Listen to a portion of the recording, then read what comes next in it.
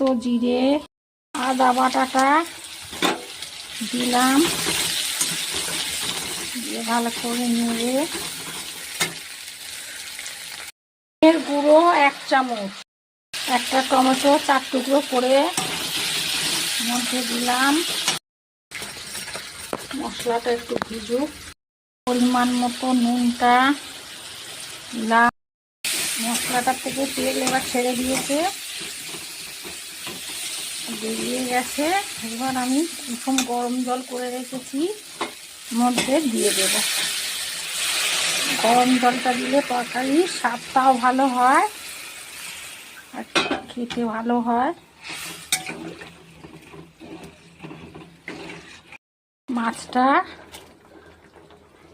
দিলাম, এবার ভালো করে নেড়ে ঢাকা দিয়ে দেব। মাছের পাতলা ঝোলটা আমার হয়ে গেছে।